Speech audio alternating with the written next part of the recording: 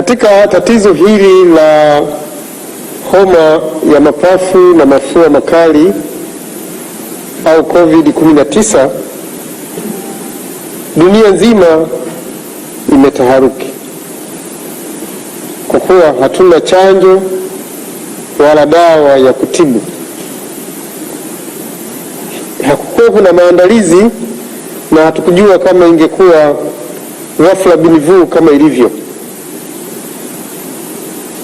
Na kwa jinsi hiyo, mbinu mbalimbali zinatumika kujikinga ili tusiambukizwe au tusijiambukize, lakini pia wale walioambukizwa kuweza kuwanusuru wasife. Kila nchi inatumia mbinu mbalimbali kutegemeana na uwezo na rasilimali walizo nazo. Ugonjwa huu ulianzia China na hususan katika jiji la Wuhan katika jimbo la Hubei. Wachina pamoja na teknolojia yote walio nayo ambayo ni kubwa kuliko sisi Tanzania, lakini ilifika mahali wakarudi nyumbani, wakaangalia dawa zao za asili na ndizo zilizowasaidia kuweza kuzima maambukizi yale makali yaliyokuwa yanasonga mbele kwa kasi kama moto ulioko kwenye mbuga iliyokauka. Lakini tunaangalia pia nchi za Ulaya, hususan Italy, Uingereza, wenzetu wa Irani na hata Marekani wana mbinu zao ambazo wamezitumia au wanaendelea kuzitumia kupambana na COVID-19. Sisi Tanzania na Afrika hatukutofautiana sana na nchi hizo.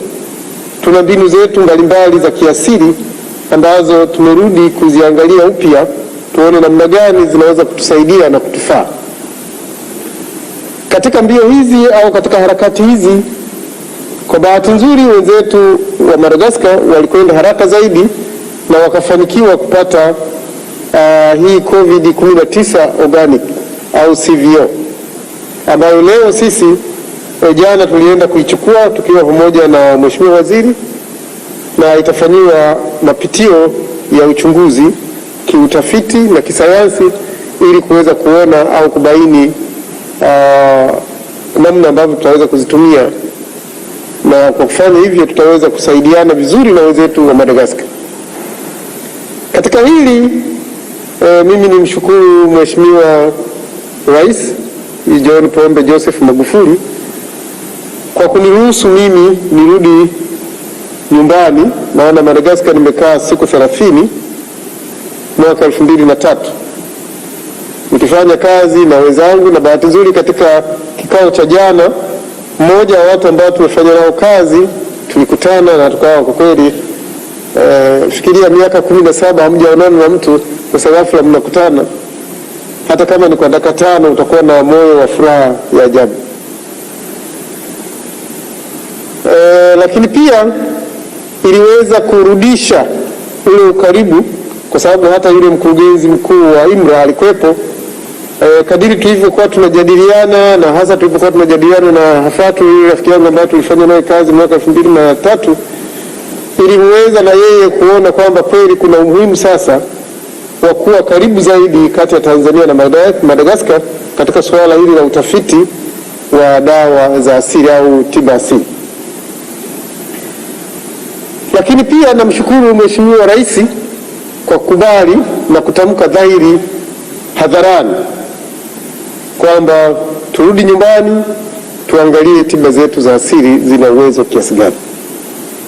Niwaambieni ndugu zangu wanahabari na wananchi mnaonisikiliza, tulijisahau tu tukadhani tupo mahali salama, lakini nishukuru pia jamii ya Kitanzania haijatupa mila na desturi zake katika tiba.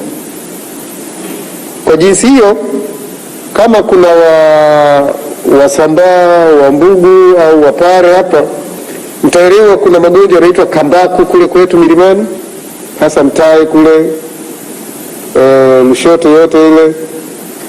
Na kambaku haipati tiba nzuri hospitalini. lakini ukipata dawa ya asili kambaku inaondoka katika kipindi kifupi. Kwa hivi dawa kama zile tunazihimiza, tunazihamasisha ziletwe rasmi ili zifanyiwe kazi kupitia maabara ya mkemia mkuu wa serikali na baadaye kupitia NIMR ili tuweze kukubaliana kutumika kwa watu wengi zaidi.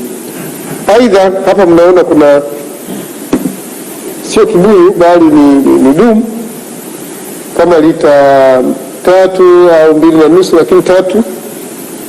Hii ni dawa imetolewa na mganga wa tiba asili ambayo imeletwa NIMR na baada ya muda mfupi itapelekwa kwa mkemia mkuu wa serikali ili iweze kufanyiwa uchunguzi. Labda kupitia hadhara hii na kupitia vyombo hivi vya habari niwahimize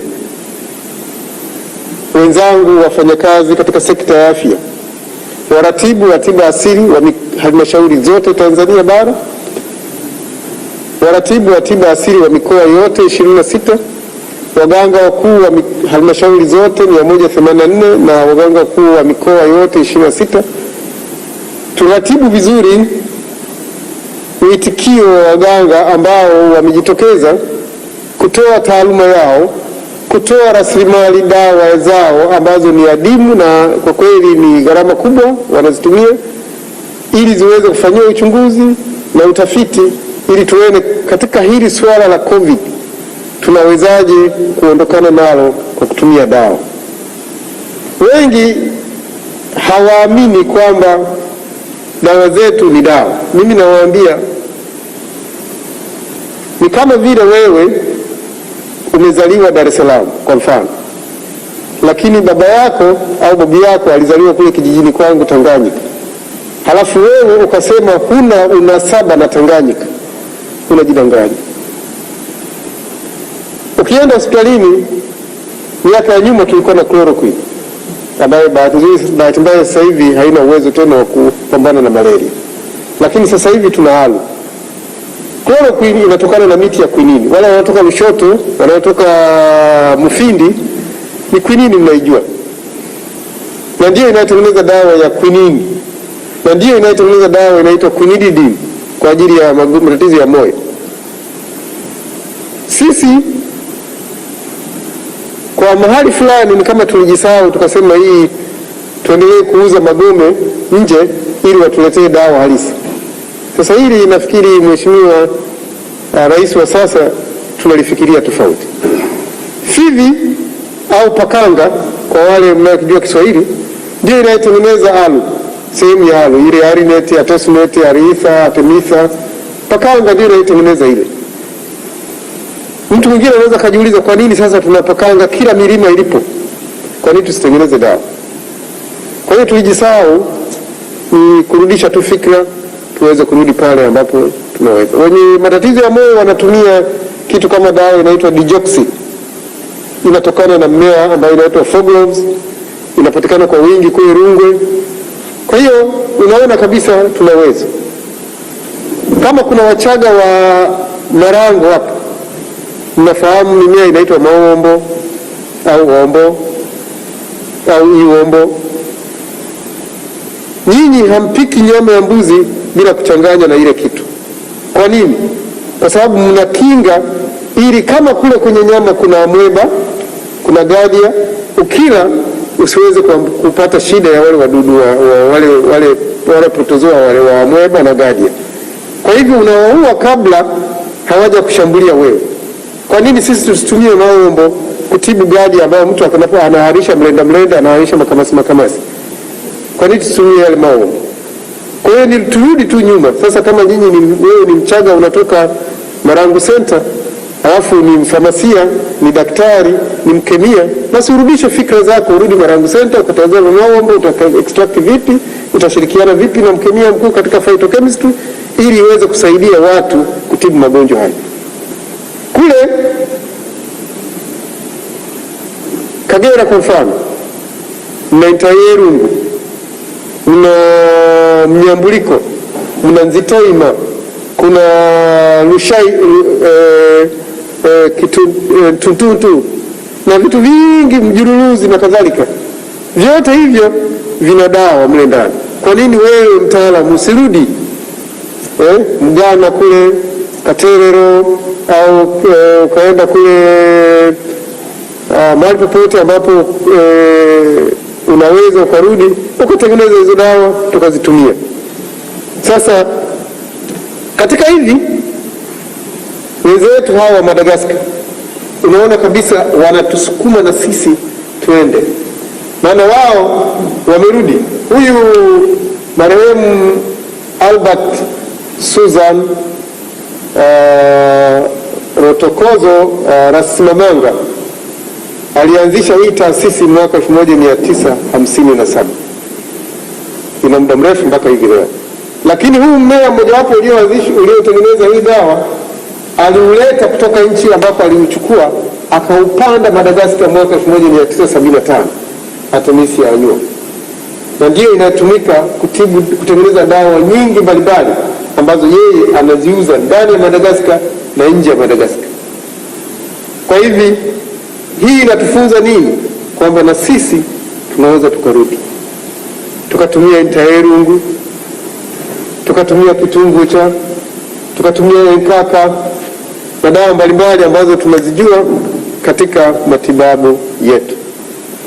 Nimricaf mfano mzuri. Sasa hivi namwonea huruma sana mkurugenzi mkuu Nimri, kwa sababu kila mmoja anataka Nimricaf. Tumepitisha kwa mkemia mkuu, ni salama, ni safi kwa matumizi. Sasa tunaifuatilia matumizi yale kitaalamu katika tiba, inaponya kweli au ni watu tu wanaikimbilia kwa sababu ya imani, kwa sababu ya matumaini. Sasa ikifanyika ikathibitika kwamba ni kweli, sasa Nimri watakuwa na kazi nzito, kwa sababu mahitaji ni makubwa ndani na nje ya nchi, kama ambavyo wenzetu Madagascar wanaiona hii kwamba sasa mahitaji ni makubwa ndani na nje ya nchi.